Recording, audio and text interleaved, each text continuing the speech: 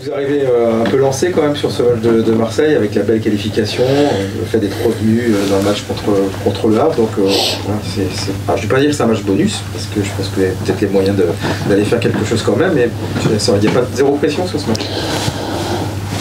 Un match bonus, non, parce qu'on n'a pas suffisamment d'avance. Et puis derrière, ça prend des points aussi. Donc voilà, c'est très très serré. Donc c'est un match de plus, c'est un grand défi. Face à une équipe, un club, tout un tas d'éléments qui sont supérieurs au nôtre. Donc on s'attend à un match de haut niveau. Il faudra qu'on soit à la hauteur, dans la meilleure version de nous-mêmes pour pouvoir espérer quelque chose. Le match aller avait été quelque chose d'assez fondateur quand même dans votre saison.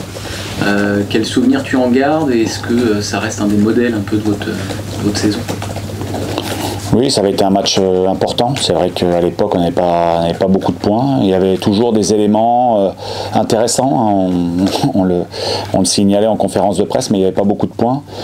On allait là-bas, c'était une équipe qui était en grande forme. Ils avaient gagné 3-2 sur un match épique en étant en infériorité numérique à Lyon. Donc c'était un match qui était pas évident pour nous.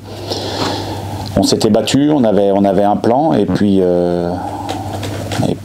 aussi dans le domaine offensif, on avait essayé d'exploiter tout ce qu'on pouvait exploiter. On avait eu la chance de faire un nul qui nous avait récompensé, qui nous avait donné beaucoup de confiance pour la suite. On l'avait vu notamment à Strasbourg précédemment, mais on l'a revu après à Monaco. La capacité d'adaptation de ton équipe, sa lecture tactique aussi de l'adversaire. Est-ce que ça fait partie des caractéristiques fortes de ton équipe, d'avoir développé ça et d'être assez performant dans ce domaine-là, de contrecarrer les forces adverses? Oui, pour nous, c'est l'une des clés. Réussir à trouver le bon dispositif qui va nous aider face à des équipes qui sont collectivement et individuellement très fortes. Donc nous, pour lutter, évidemment, on parle souvent de cohésion, de don de soi, mais c'est pas suffisant. Il faut aussi des idées. Un plan de jeu commun et puis que les garçons réussissent à l'appliquer sur 90 minutes. Donc il y a beaucoup de travail en amont, évidemment. C'est quoi justement ce travail-là, le cheminement? Il y a sans doute toute une partie de vidéo, alors ça implique ton staff, Romain probablement, sans doute les autres adjoints de la même manière. À un moment donné, tu dois faire sans doute des choix et des options prises, travailler sur le terrain. Comment tu peux nous décrypter un peu on va pas dire pas les secrets, mais en tout cas la méthode de vos semaines de travail en amont, comme tu dis? Bah oui, nous on regarde, on cherche à comprendre ce que met en place les différents coachs adverses, et puis après on essaye de trouver la meilleure formule pour nous.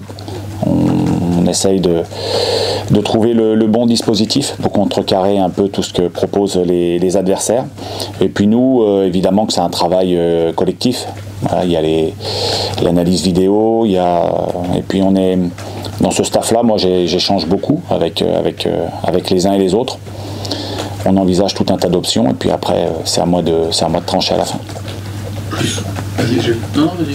Sur le match aller à Marseille, par moment vous aviez dû renoncer à jouer un peu plus parce qu'évidemment Est-ce que avec l'évolution de ton équipe, tu as envie de jouer un peu plus justement lors de ce match en plus à domicile, tu as envie d'en montrer encore un peu plus? Nous on essaye toujours de montrer, on aimerait avoir le ballon tout le temps. Malheureusement c'est pas facile. Je crois que contre des équipes comme Marseille et même Strasbourg, des équipes qui ont la possession, des équipes qui ont une phase préparatoire assez longue derrière. Donc c'est difficile de défendre sur tout le terrain. On aimerait pouvoir le faire, on peut le faire par à-coup, mais sur la durée d'un match, c'est assez difficile. Et puis bon, ce sont des équipes aussi qui cherchent à vous aspirer. Donc il faut faire attention quand on y va, il faut être ensemble, c'est sûr. Je reviens à ce que je disais, tes joueurs sont aussi réceptifs à ça. L'idée d'aller faire cette partie d'échecs contre des adversaires qui proposent des choses différentes.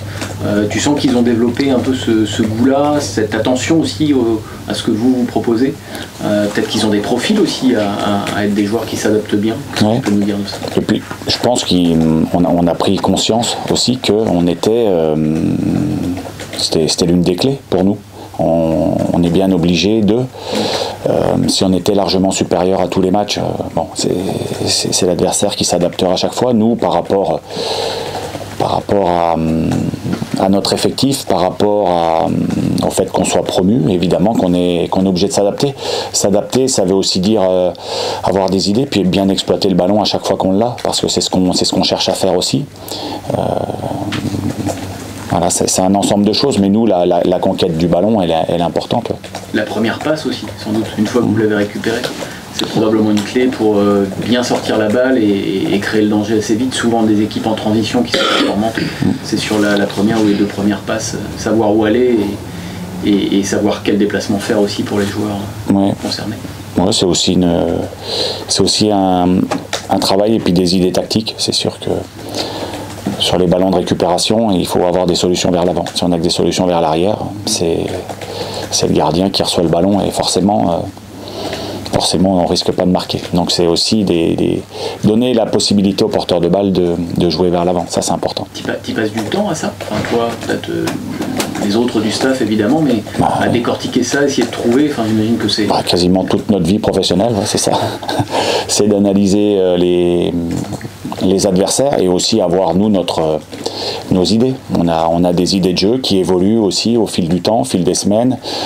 En fonction de la forme de nos joueurs, tout un tas de choses. On est sans cesse à se remettre en cause et puis à réfléchir sur l'adversaire, sur nous, sur comment on peut développer les uns et les autres dans notre propre groupe.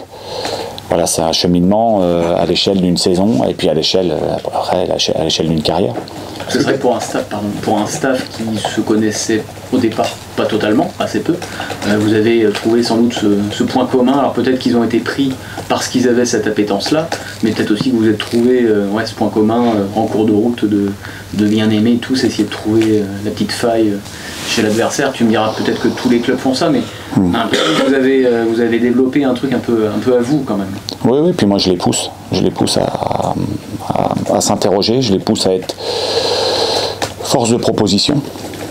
Et puis après, moi, c'est à moi de faire le tri dans tout ça. Moi, j'ai mes idées au départ, mais en fonction de ce qu'apportent les uns et les autres, ça peut aussi remettre en question moi ce que je pensais.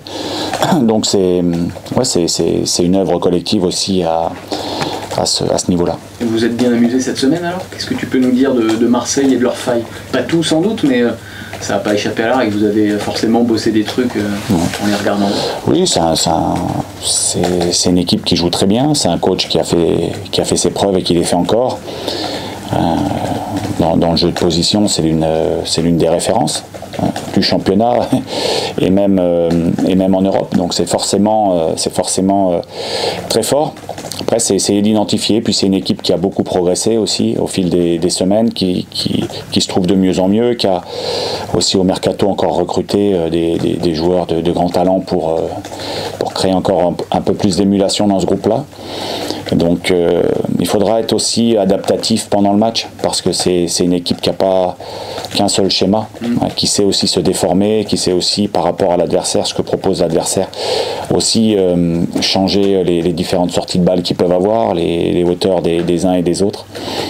Et donc oui, c'est passionnant et c'est un jeu qui est forcément difficile à décortiquer. C'est possible de les surprendre une deuxième fois? Parce qu'on sentait qu'à l'aller, vous les aviez un peu surpris quand même. Ça, c'est difficile de le dire avant le match.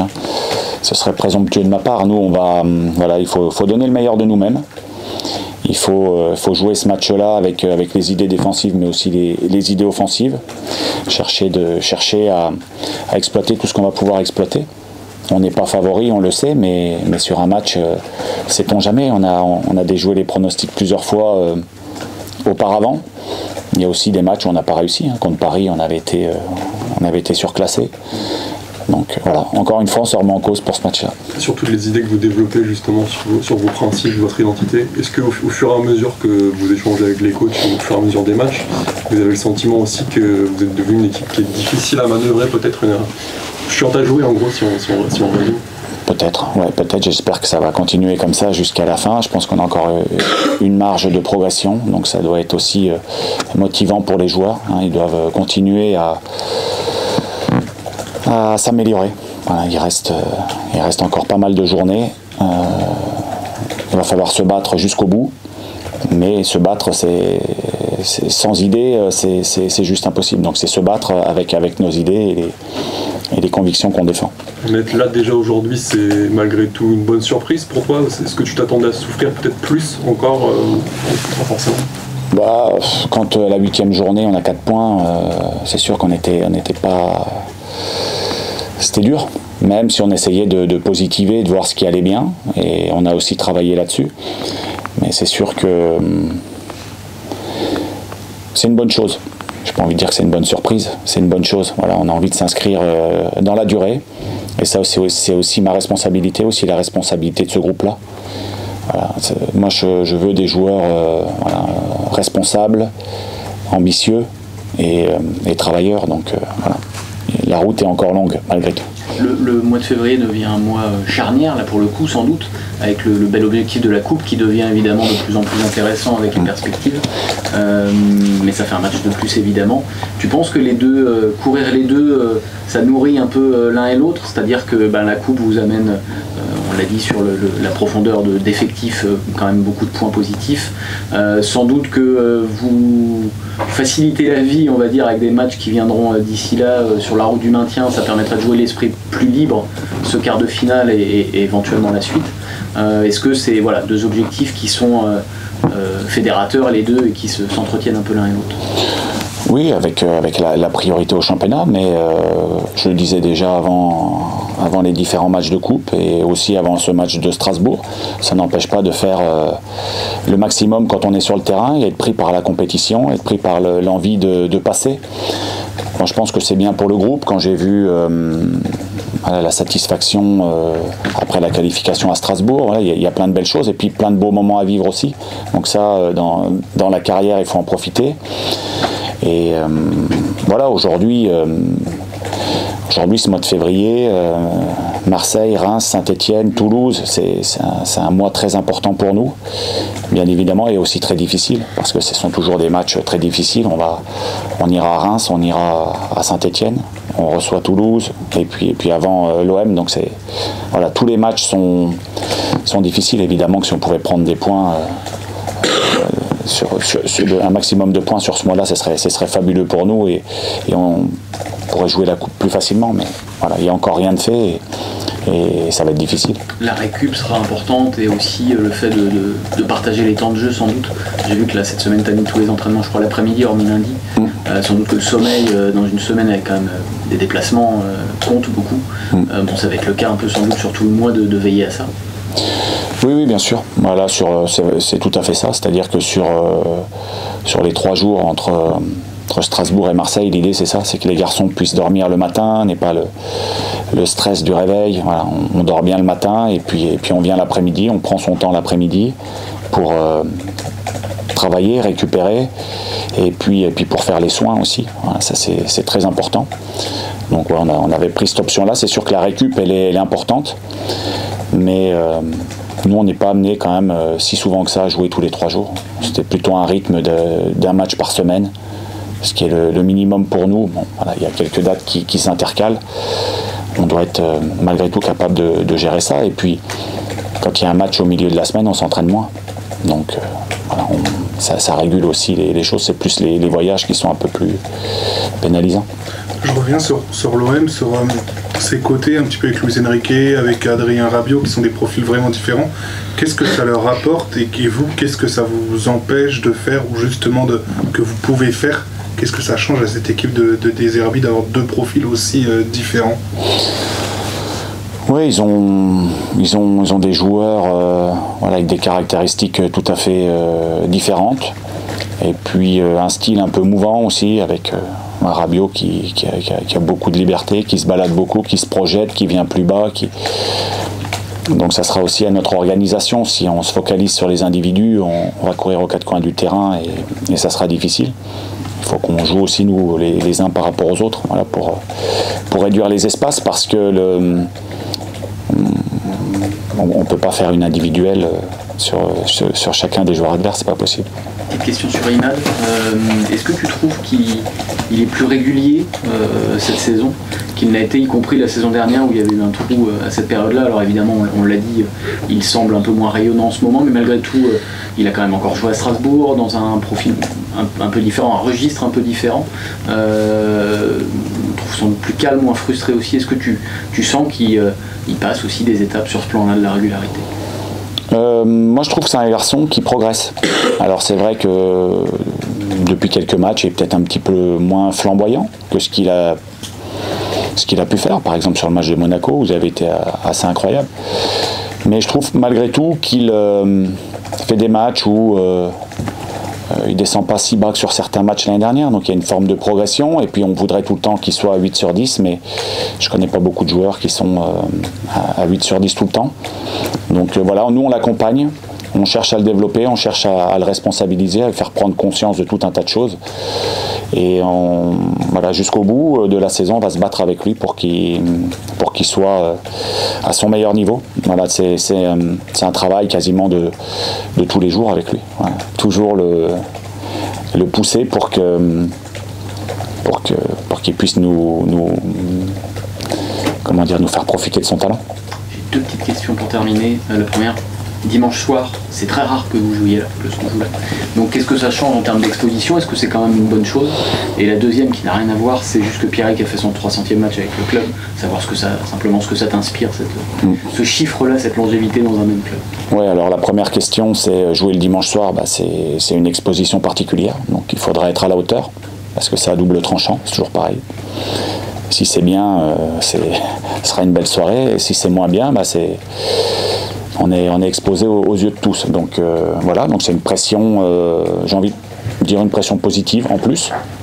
Il faut la prendre d'un côté positif. On joue une belle équipe le dimanche soir, donc c'est bien. Et puis pour Pierrick, c'est bien. 300 matchs dans un même club, c'est quand même c'est beau. Donc on est très content pour lui. Et puis on espère qu'il y en aura beaucoup d'autres. Plus sur l'aspect progression collective, entre ce début de saison jusqu'au côté difficile et aujourd'hui, qu'est-ce qui pour toi a le plus changé dans l'aspect, le secteur dans lequel vous avez plus progressé? Moi je pense que c'est un ensemble, c'est l'équipe qui a progressé dans le domaine défensif et offensif, on est plus efficace devant et derrière. Voilà, je trouve que c'est ça, on a gagné en efficacité. Parfois on prenait des buts invraisemblables en début d'année, là c'est moins le cas. Et puis ces derniers temps, c'est vrai qu'on arrive aussi à être efficace dans le dernier tiers adverse, donc ça c'est bien. Puis avoir un buteur comme Esteban en ce moment, ça change aussi la donne, évidemment pour vous. Ouais, quand on est entraîneur, on a toujours intérêt à avoir un ou deux bons buteurs dans son équipe, c'est plus facile. L'infirmerie, juste Alex. Alors Cédric Ntunji. Forfait. Cédric Ntunji, ouais, forfait. Arcus, forfait. Dieng, on ne sait pas encore. Sheriff, on ne sait pas encore. Et Ould Khaled, il a chopé un petit virus, donc on va voir. Arcus, c'est un délai. Ça avance bien. Donc je ne sais pas si ça sera capable dès la semaine prochaine, j'en sais rien. Aujourd'hui, non, on n'a pas de délai, mais ça avance bien. Merci.